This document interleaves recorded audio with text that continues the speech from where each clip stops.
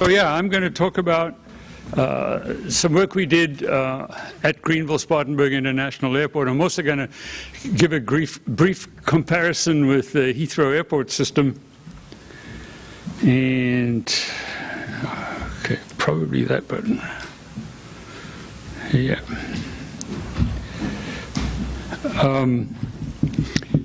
So just to add, I also represent the Advanced Transit Association, which Walt was very kindly pitching a little earlier on. Please all become members.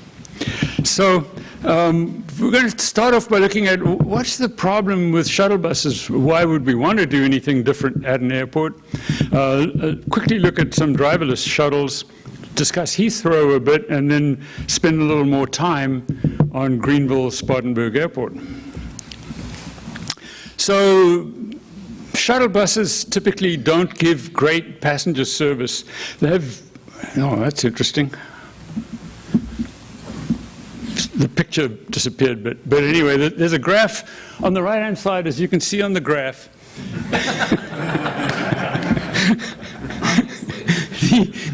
The connect times with shuttle buses vary tremendously. We timed shuttle buses at airports and found that the headway, the time between shuttle buses, typically varied from as little as no time at all to most times as much as 7 minutes and sometimes as much as 20 minutes. The headway between these buses is mostly just terrible. And so even if the buses didn't get stuck in traffic, which they often do, you would have a tough time because you're waiting so long for them to come. So they're very long and unreliable head times. They have limited seating. Oftentimes you have to stand and then you have to lift your luggage into these buses and onto shelves and so on. They suffer from congestion, they put out emissions, and maintaining and operating them is quite a headache that most airport operators do not like. So these are some driverless shuttle systems that are available on the market today. And I want to add quickly here, there's been quite a lot of talk about PRT capacity, and you need to realize that PRT capacity varies a lot. Now, talking about the theoretical maximum capacity of these systems, which you won't quite achieve, but you can get quite close to, they vary on this picture here amongst these systems from about 2,000 passengers per hour per direction, up to about 7,000 passengers per hour per direction. And some of these systems have, and most of them in fact, have the capability of coupling vehicles together and effectively, where needed, even potentially doubling the numbers that I just mentioned. So at Heathrow, as David mentioned, the system connects T5 to the car park. What happened was, right after they introduced it, they increased the parking rate by 20%. Nonetheless, within a year, the occupancy of that lot had doubled. People loved to use it because of the reliability of the new connection. So that brought increased revenue. Somebody asked about the business case.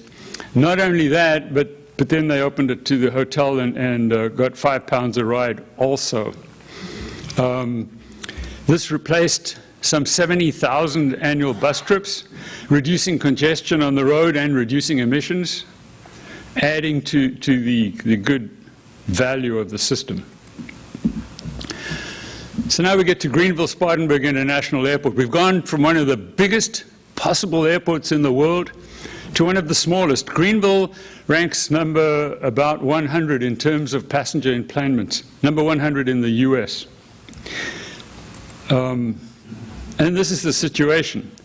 The terminal at the top and the parking lot in the bottom, and that is the walking route that most people take. And it takes from 6 to 10 minutes to walk from the parking lot uphill to the airport.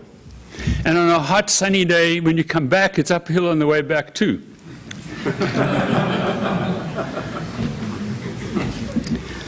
They have a huge growing demand for parking. That parking lot that you see there is full on a regular basis, and they soon have to expand and build more parking. So they asked us to look at a bus solution and compare it with a PRT solution, and we did that over a 30-year life cycle. So we took all the costs into account, the capital costs, the operating costs, and the ancillary costs of the facilities required and so on, and we compared them on an annualized basis. This is the bus solution we came up with, and the mustard color, yeah, that's good, mustard, is the new parking lots that would have to be developed over this 30-year period. And you can see the different bus routes, which were quite complicated. And you can also see Garage C on the upper right. With the bus solution, the airport felt they would have to build a close-in garage to provide a high enough proportion of their passengers with really high connectivity, because the bus takes, on average, 12 to 17 minutes to connect. So then we looked at the PRT solution, and here, instead of the parking garage in the upper right, we've added another parking lot, okay? Because with the PRT solution, you get a 5 to 7 minute connect time. So now you have almost all the passengers with a very good connection, instead of only about half of them with a good connection. So the airport could save some $20 to $25 million on a parking garage by doing the PRT solution. So when you take that into account and you look at all the costs over the life cycle, the PRT costs less than the bus. And then you look at revenues, and these are surrounding airport revenues, parking revenues, or parking rates, I should say. And you can see that with a connect time of 5 minutes, Greenville could be charging about $10 a day for their parking lot. And with a bus system, it makes a little difference. They could charge about $9 a day. So this is what we were hoping they would be able to charge. However, Charlotte is down the road, and it's the big competitor, and they only charge $5 a day. So the airport was nervous about raising their present rate from $4 all the way up to $10 and losing people to Charlotte. Even though we tried to convince them that if you look at airports with more than one parking lot, you find that, for a 3-minute connect time saved, you could increase the parking rate by about $10. It's really interesting when you take your slides and put them on somebody else's computer, because things go sideways. Nonetheless, the airport decided, let's use $6 as the rate for PRT and $5 as the rate for a shuttle bus. And even when you do that, the PRT generates more revenue than the shuttle bus. Now, this is taking into account that with the shuttle bus, it generated a lot of revenue from that parking garage, which we don't get with the PRT system. So in summary, the airport really needs a shuttle, because right now people have to walk, and it's probably the biggest detriment at that airport. It's a beautiful airport, and that's the one detriment. And then if you're going to put in a shuttle, the reason PRT is preferred is, the reasons are numerous: higher level of service, lower capital costs, higher revenues. You don't have to do that parking structure, which leaves that area to be developed for higher purposes. A big deal at that airport was that it wouldn't disrupt surface traffic. If you put in a shuttle bus, it would have to run in front of the terminal, which is an area that is limited in expansion capability because the terminal exists and the existing parking garages exist, and you've only got so much right-of-way, which is already fully utilized. So they really didn't want to put shuttle buses in. You don't have on-site emissions, and you break even charging about $6 a rate for parking.